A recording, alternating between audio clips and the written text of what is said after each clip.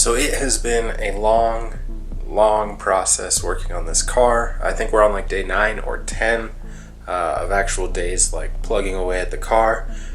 We have the immobilizer system and like all the remote alarm system, remote start, all that stuff is out of the car and cleaned up. Everything functions as it should. I thought the car would start up, but unfortunately that wasn't the issue. The issue was the starter. So starter came out of the car, took forever getting the starter out. Oh my god, that was nightmare. Any of you guys that have Audis, you know, I know you guys know. Yeah, so I've probably purchased more than like $500 worth of tools just to work on this car and be able to work on this car, which just comes with the territory. Everything is a little bit more substantial, so the tools need to be a little bit more substantial to keep up with that.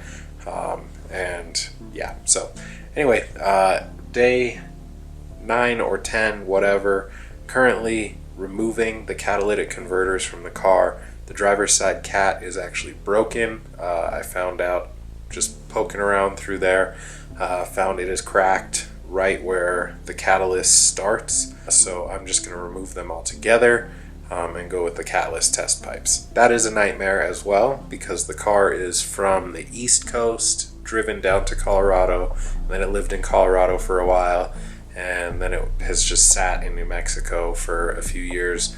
So a lot of rust on those bolts. Everything's been soaking in penetrating oil for days. And I'm just fighting with a lot of the bolts. I haven't really filmed much of the process. You guys don't want to see it. It's kind of boring. We're just gonna get the car good. We'll kind of film some like little progress updates and stuff like that. And then you guys will see the finished product and you'll be stoked. So with how difficult the car is to work on, my build mindset has changed. I wanted to just get it running at first and worry about performance stuff later, but with me being under the car and being miserable already, I might as well be miserable and put on some cool parts as well. So it escalated. I decided to just get it all done as soon as possible, as fast as possible, all in one shot.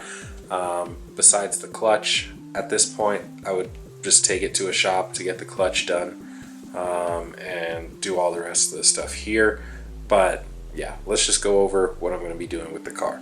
So we have the Canadian Auto Performance, or CAP, 91 millimeter crank pulley. We have the CTS Supercharger Pulley, which is just a smaller supercharger pulley. So everything will be spinning a lot faster. We have the CAP catless test pipes, 2 of those guys. We've got a silicone intakes. It's a universal heat exchanger for air to water intercoolers or superchargers or whatever turbo setups. So it is a 26 by 8 by 3, I believe, something like that.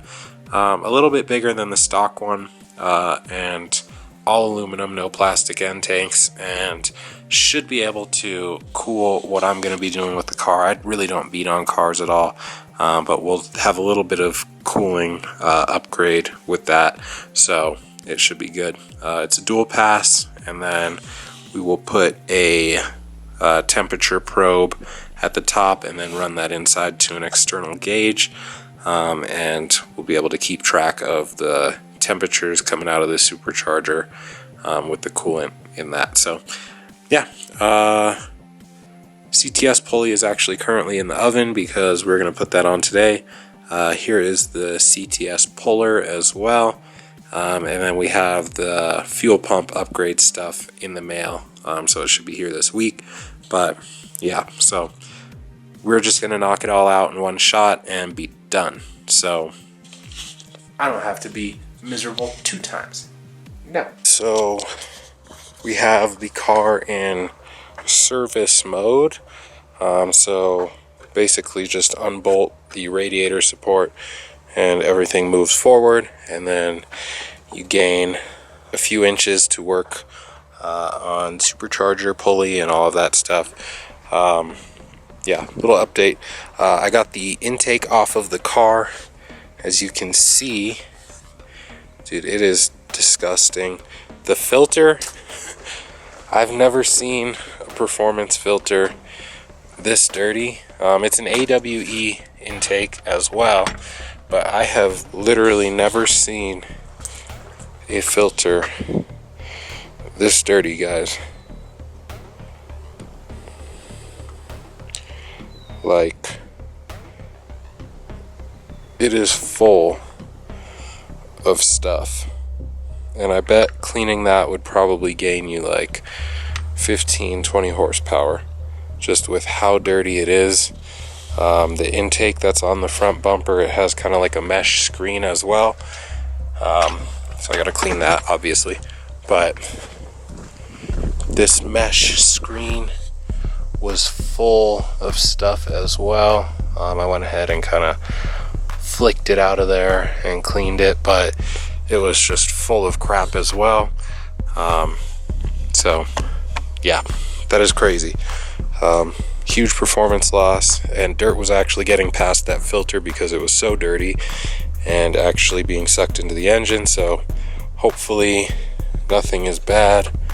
Everything feels pretty good with the supercharger, pretty free moving, but I really don't know what it's supposed to feel like, honestly. So yeah, we'll figure it out.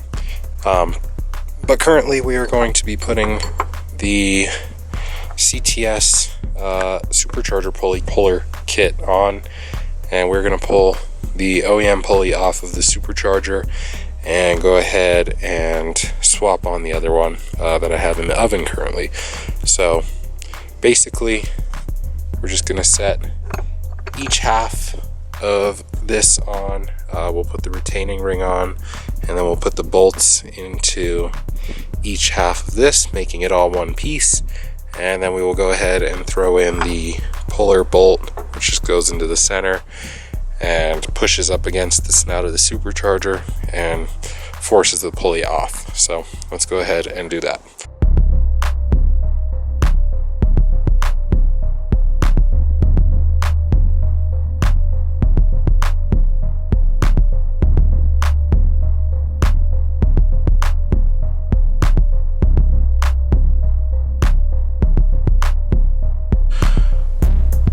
Alright, so as you can see, puller is on. Here is the bolt. I'm going to have to actually pull that back off. But always apply enough grease to this thing. Since it's under a bunch of stress, you just want to keep those threads lubricated for sure. So grease it up, install it on this, and then install it on the actual puller piece.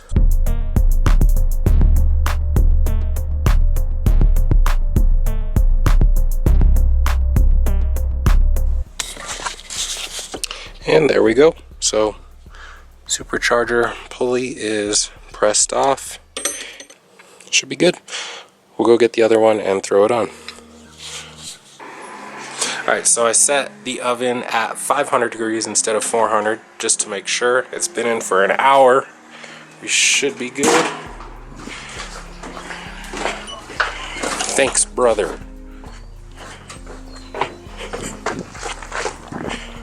Out here, get this, boom, and we are on. Oh, freaking hot. Just want to make sure it stays on there though.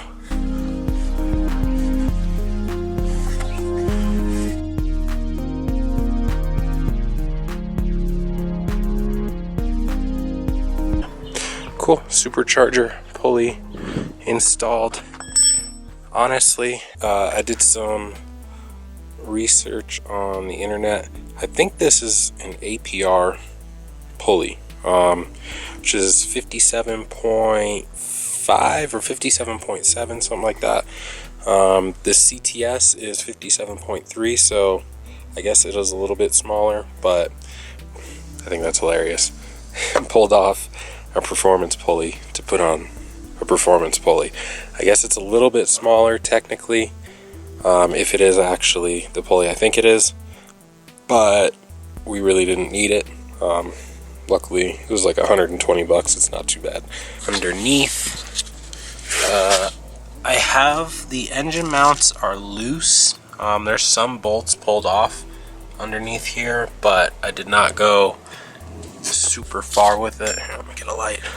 So I did not go super far with it because there is one hidden bolt up on the engine block that I could not get to. I probably could now with the amount of tools I just bought. Everything else, we are just working on getting the exhaust off. I gotta pull this cross brace off as well to get that cat out. And then once the cat is loose, I'll probably have to hit it with the angle grinder and cut off part of it just to make it fit. And same with this one that is up there. That one will have to get cut as well. So 2 of the 3 bolts are out, but the 3rd one I can't get. So trying to figure that out as well. It's just super annoying, guys. So little update on where we're at. Thank you guys for watching, and we will see you on the next video.